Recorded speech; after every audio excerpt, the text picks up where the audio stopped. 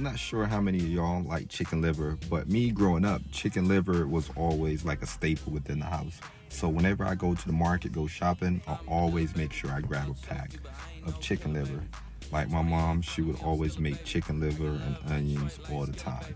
So my daughter, who is an extremely picky eater, she's always complaining, you always cook the same thing. I'm tired of this, I'm tired of that. So I'm like, okay, no problem. You know what?